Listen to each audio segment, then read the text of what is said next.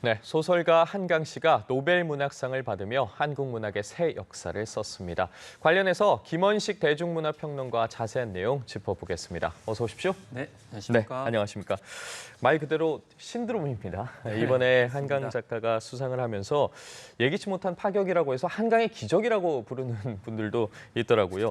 네. 한강 작가 같은 경우에도 스웨덴 측으로부터 수상자 발표한 15분 전쯤에 관련 소식을 들었다고 하더라고요. 네, 사실 아무도 예측을 못했고요. 저도 예측을 못했고 또 문학의 조예가 깊은 분들도 예측을 못했는데요.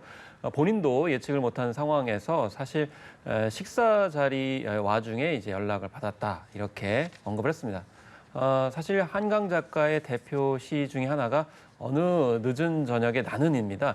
여기에서 밥을 먹는 장면이 나오는데 예. 그 밥을 먹는 와중에 또 이제 수상 전언을 듣게 된 것이죠. 그래서 그만큼 파격적이고 그렇지만은 한편으로는 받을 만한 사람이 받았다. 왜냐하면 뭐 이제 부커상이라든지 또 이제 김해상이라든지 메디치상 등 여러 상을 이미 받았기 때문에 자격이 충분히 있다라고 예측을 합니다. 다만 10년 후에 받을 것이다 이런 예측이 상당히 많았었는데 그걸 앞당겼다. 그만큼 작품의 가치를 인정을 받았다고 볼 수가 있겠습니다. 네, 말씀해 주신 것처럼 뭐 언젠가는 받을 작가였는데 그게 지금이고 오늘이었습니다. 그렇습니다. 그래서 많은 분들이 당연히 인정을 하고 있는데 한강 작가의 일대기라고 해야 될까요? 그간의 그런 작품 세계를 좀 살펴보면 93년도였죠. 문단에 대비해서 다수의 작품을 발표를 했는데 어떤 점이 좀 이번 수상을 결정하는 데 큰 역할을 했을까요? 이런 점을 이제 헤아려 보려면은 예. 노벨 문학상의 기준을 좀 봐야 되는데요. 이 알프레드 노벨은 이제 유언장의 노벨 문학상의 경우에는 이상적으로 활동한 작가에게 상을 준다. 라는 원칙을 확인하고 있습니다. 여기서 이상이라는 건 두 가지 의미로 이제 생각할 수 있는데요. 예. 어떤 원칙, 이상적 가치를 이제 실현하기 위해서 이제 작품 활동을 한 그런 측면이 있을 수 있고 또 한편으로는 최고의 작품을 쓴 작가에게 주는 상이라는 의미를 가지고 있죠. 이 두 가지 의미가 다 있다라고 저는 생각을 하는데요. 앞서서 이제 그 노벨위원회에서는 역사적 트라우마 그리고 삶의 연약함 이런 것을 강조하면서 시적 운문이라는 표현을 했거든요. 앞서서 이제 진행자분께서 93년도에 데뷔했다라고 말씀을 하셨는데 처음에는 시인으로 데뷔를 했습니다. 예. 그리고 다음 해에 소설로 데뷔를 해서 결국 시의 바탕을 두고 운문의 형태로 이제 작품을 해왔기 때문에 뉴욕타임즈가 얘기했듯이 선지자적인 느낌을 이제 가질 수가 있어요. 그래서 이 책을 지금 많이 읽으시는데 약간 처음에 어려우실 수 있는 게 시적 운문으로 소설을 쓰기 때문에 예. 약간 시가 좀 어려우실 수가 있잖아요. 이제 그걸 좀 넘어서면은 굉장히 작품의 가치를 느낄 수 있다. 이런 점들을 알 수 있다. 그래서 역사적 사건과 그에 따른 상처와 고통을 내밀한 시적 운문을 통해서 치유와 대응 방안까지를 모색한 점, 이런 점이 노벨 문학상의 어떤 취지에 부합한 것이라고 판단한 것 같습니다. 예. 이 노벨 문학상 같은 경우에는 후보 명단까지 비밀이라고 하더라고요. 그래서 뭐 공개적이고 공식적인 후보작이 없는데 그래서 사실 베팅 사이트들이 네. 이번에 어떤 작가가 누가 받을 네. 것이다라고 해서 베팅 업체 측에서 이제 예측을 네. 하곤 하는데 그 예측이 이번에 아주 저희 입장에서는 통쾌하다고 해야 될까요? 어쨌든 네. 보기 좋게 깨졌는데 이 작품을 선정하고 네. 심사하고 어떤 절차로 네. 선정을 하게 되는 겁니까? 사실 요즘에 AI, 인공지능이 굉장히 화두지 않습니까? 이번에 이제 수상자를 보면서 인공지능도 예측을 못하겠다 이런 생각을 하게 됩니다. 왜냐하면 베팅 사이트 같은 경우에는 전에 많이 언급되는 작가들을 중심으로 이제 주요 후보군에 올려서 베팅을 하기 때문에 이번에 한강 작가 같은 경우에는 기존의 어떤 언급된 부분이 적었기 때문에 예측에서 이제 벗어난 건데요. 사실 이 노벨위원회 같은 경우에는 추천을 받습니다. 그래서 아까 말씀드린 대로 이상적으로 작품을 이제 창작했던 작가들의 그 추천을 받아가지고 예비 심사로 15명에서 20명 정도를 이제 추립니다. 그리고 다시 여기에서 심사를 해서 최종 5명을 이제 추린 다음에 이 가운데 1명을 선정을 하게 되는데 그 과정이 다 비밀로 진행이 되기 때문에 사전에 노출이 안 됐다는 거죠. 그래서 이 아무리 베팅 사이트에서 후보군을 이야기한다 하더라도 비밀리에 하기 때문에 이번에 정말 깜짝 수상자가 됐다. 이렇게 볼 수가 있겠고 이제 노벨상에 대한 그런 이제 인식들이 좀 바뀔 것 같습니다. 그러니까 많이 언급될수록 누가 이제 차지하는 것이 아니고 언제든지 처음 진입을 해서 수상자가 결정할 수 있다라고 하는 전례를 또 이번에 남겼다고 볼 수가 있겠습니다. 예, 한강 작가 같은 경우에 5.18 민주화 운동이라던가 뭐 제주 4.3 사건 등 근현대사를 좀 정면으로 마주한 소설가로도 또 잘 알려져 있지 않겠습니까? 네. 주제가 사실 어떻게 보면 무겁다고도 할 수 네. 있는데 평단과 좀 대중을 사로잡은 그 특징이라고 해야 될까요? 네. 어떤 점을 꼽아 보일 수 있을까요? 이제 몇 가지 특징이 있는데요. 첫 번째, 우리나라의 문학은 두 가지 유형으로 크게 나뉘어 왔습니다. 하나는 개인적인 경험과 서사를 바탕으로 한 작품 유형입니다. 다른 하나는 사회와 어떤 역사적인 사건과 현실에 대해서 다룬 작품입니다. 또 두 번째 특징은 사실주의, 그러니까 리얼리즘의 바탕을 두고 형상화하는 작품 유형이 있고 다른 하나는 환타지와 어떤 가상의 그런 형식을 가지고 추구하는 작품들이 있는 것이죠. 이런 부분들을 한강 작가가 다 응집했다라는 것이고요.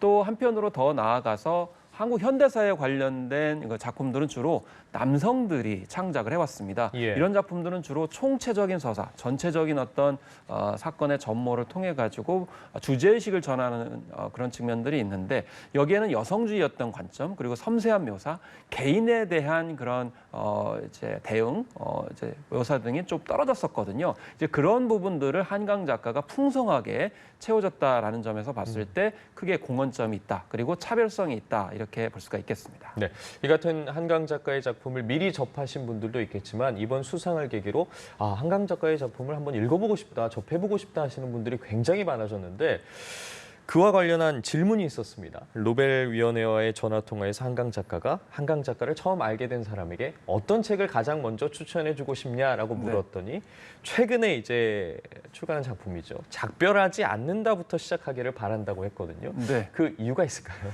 뭐 이유는 가장 먼저 예. 가장 최근작이기 때문이 아닌가 싶어요. 작가 입장에서는 예.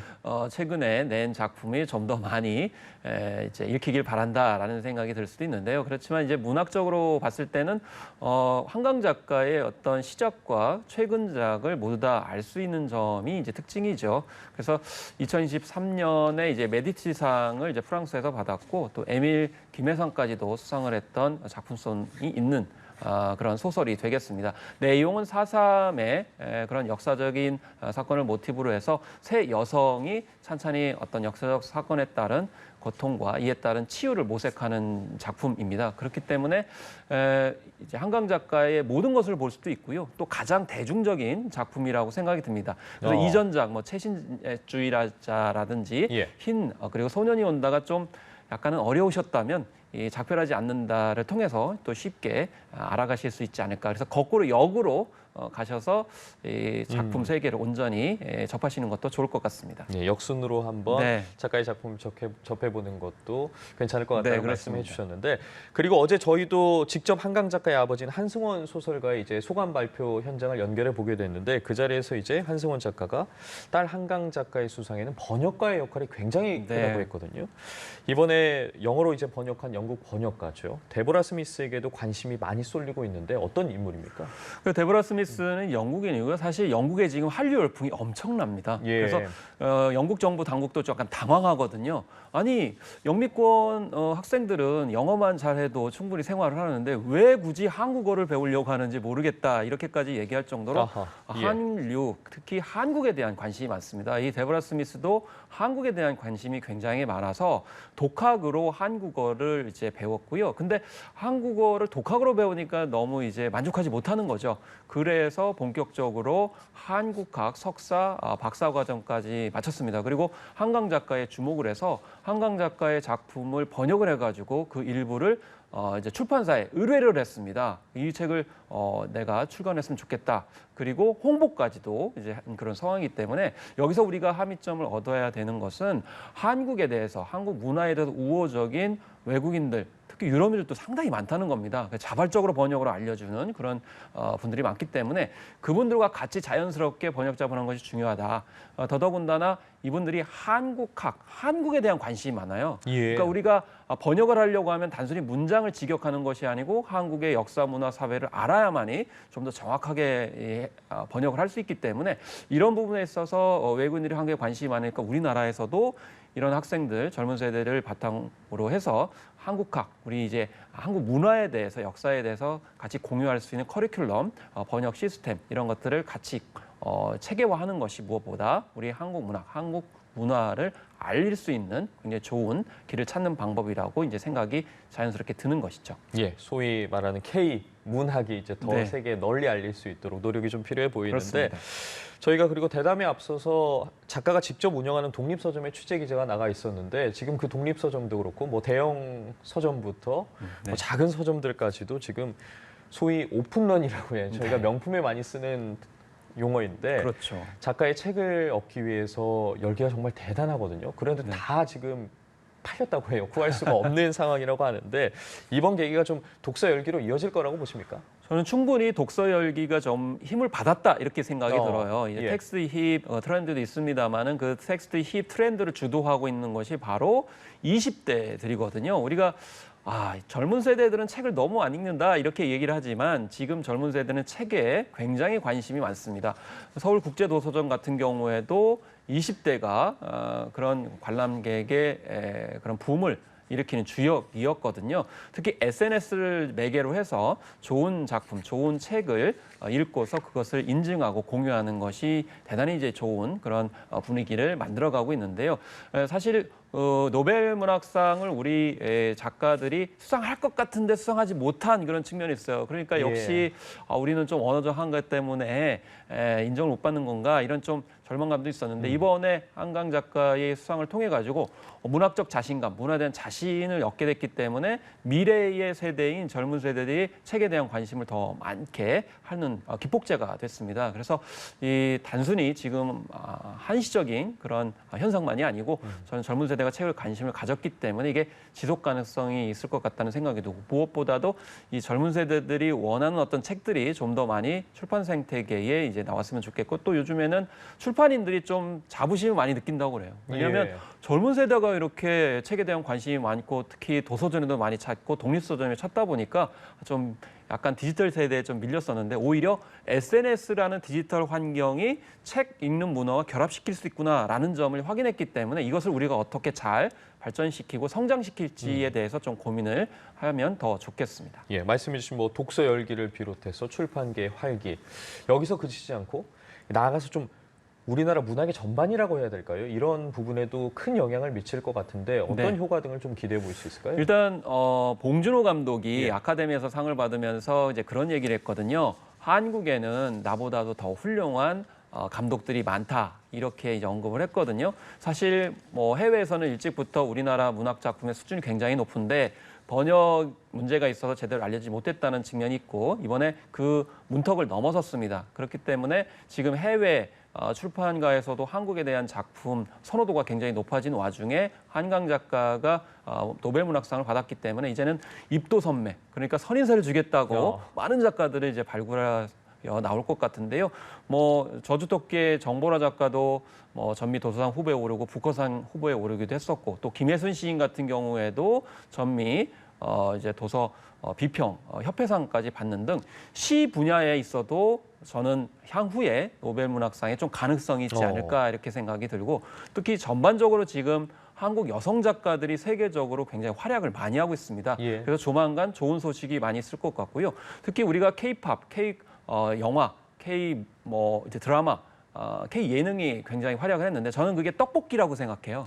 떡볶이 먹다 보면 진한 국물이 있는 우려나온 그런 한식 먹고 싶거든요. 지금 홍대 앞에도 뭐 국밥집이 문전성시로 외국인들이 많다고 하는데 이제 문학의 시대가 왔다. 그리고 다시 문학이 또 풍성해지면 그 문학의 영향을 받은 그런 이제 K-드라마, K-무비 그리고 K-팝이 또 영향을 받잖아요.